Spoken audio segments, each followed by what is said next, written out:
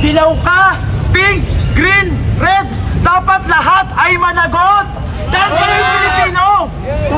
Ang kulay nyo ba'y pula? Ang kulay nyo ba'y berde? So bakit natin kailangan silang ipagtanggol?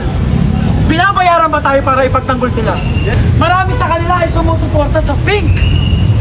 Dapat ba, pag na-involve si Leni Robredo, ipagtanggol nila at sabihin nila hindi Tayo po ay naparito. Ang kalaban po natin ay mga politikong kurakot. Hindi po natin gagayahin ang mga nasa ibang grupo na sinasaktan at tinatapunan ng basura ang mga kapulisan natin. Hindi po ang mga kapulisan ng ating kalaban kung hindi ang mga politikong kurakot. Kaya inuulit ko po, dito po ay hindi po natin pinapahintulutan na kahit sino po na makisama sa rallying dito o gaganaping rally na ito, na gagayahin natin ang mga ibang grupo na tinatapunan ng basura at sinasaktan ng mga kapulisan. Hindi po tayo naparito upang saktan o kalabanin ng mga pulis dahil hindi po sila ang ating mga kalaban kung hindi ang mga politikong kurakot. Kaya sana, ituloy-tuloy na natin to. Nabuksan na ninyo ang inyong mga mata. Kasalanan na ang pumikit. Bigyan ko lang po muna kayo ng konteksto ha. Kami po yung mga independent groups, mga independent individuals. Tayo po ay nagtungo kanina sa EDSA People Power Monument. Wala po tayong nire-representang kahit na sinong politiko. Wala tayong politikong pinapanindigan. Kaya malinaw ang mensahe. Dapat lahat ay managot. Walang mga sacred cows. Tigilan na natin ang pagiging panatiko sa mga politiko. Tatanungin ko kayo, kailan ba kayo niligtas ng mga sinasamba nating politiko? Nung binabaha tayo, nasan sila? So bakit pa natin sila kailangan i-defend? Bakit pa natin sila kailangan sambahin? Ang kailangan ngayon ay pagkakaisa. Pagkakaisa na walang kulay, walang pinapanigan. Bukod dito, sa pagtawag natin ng accountability, lahat din ay kailangan nating singilin. Kabilang na rito ang ating Pangulo na nagba-birthday ngayon. Happy birthday! Sana konsensyahin ka. Pati na rin sa ating Vice Presidente. Sana naman tumulong ka. Kasi kapwa ka naming Pilipino. Hindi ito ang panahon ng pagkakawatak-watak. Hindi ito ang panahon upang kumuha tayo ng mga pagkakataon para agawin ang kapangyarihan o para tayo ang maging bida. Ito ay panahon ng pagkakaisa at ito ang panawagan natin. Kaya marapat lamang na panindigan natin ito. At patuloy tayong magbantay na hindi lamang tumitingin sa kahit anong paksyon. Dilaw ka, pink, green, red, dapat lahat ay managot! Dahil kayo yung Pilipino! Ang kulay nyo ba'y pula? Ang kulay nyo ba'y berde? So bakit natin kailangan silang ipagtanggol? Binabayaran ba tayo para ipagtanggol sila? Sa makatuwid, ang dapat ay ipakita natin sa mga naghaharing uring ito na nakala nila para na lang tayo mga patay bata na nanakawan tayo, walang mananagot at tutuloy ang buhay. Dapat hindi tayo pumayag. Dapat sa mga susunod na araw, sa susunod na linggo, patuloy ang mga pagkilos, patuloy ang panawagan. Hindi lamang si Romualdez, tigilan na natin ang pagkakawatak-watak. Hindi ito ukol kay Romualdez. Wala kaming pakialam kung nakukulong si Romualdez habang buhay siyang makulong. Pero, kung may mga kaalyado, yung mga sinusuportahan yung ng mga politiko, pwede ba? Ipanawagan nyo rin sa kanila ang pananagutan. Dahil kung kulay ko man ang nagkasala, sabihin na natin, sa mga kabataan, batid nyo naman ito, marami sa kanila ay sumusuporta sa pink. Dapat ba, pag na-involve si Leni Robredo, ipagtanggol nila at sabihin nila hindi rin lahat managot. Dapat ba pagkakampi ni Leni Robredo, dapat na nilang ipagtanggol? Hindi! Malinaw naman po pala at sana malinaw rin po sa atin yun. Nasa 21, walang kulay, walang hidden agenda, walang tinatagong mga misyon. Isa lang ang panawagan, pananagutan, magmula sa itaas hanggang sa ibaba. Hindi lang district engineer.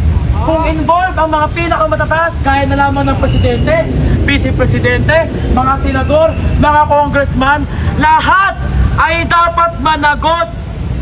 Wala dapat ditong mga untouchable kagaya ni Romualdez sa sinasabi nyo. Diba? Hindi dapat siya untouchable. At dahil hindi dapat siya untouchable, dapat pati na rin yung mga ibang politiko sa ibang faksyon. Dapat lahat, yan ang panawagan natin.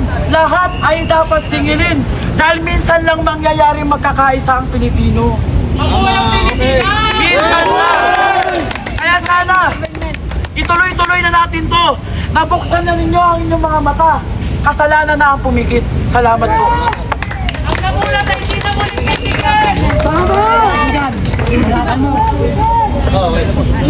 Una-una sa lahat mga kapatid, lilinawin ko lamang po tayo po ay naparito.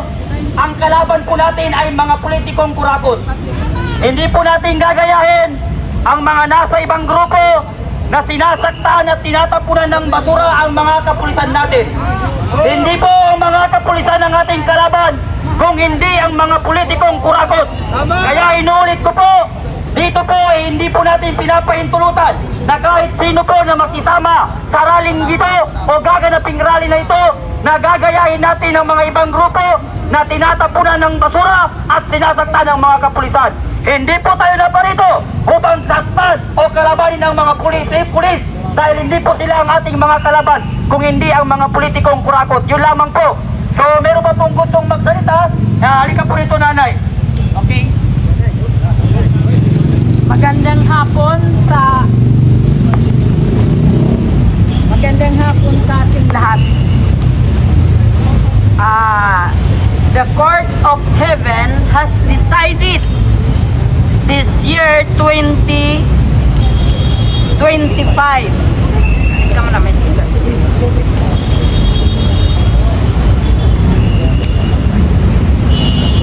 Ayan, may sulat pa si nanay, naghanda talaga.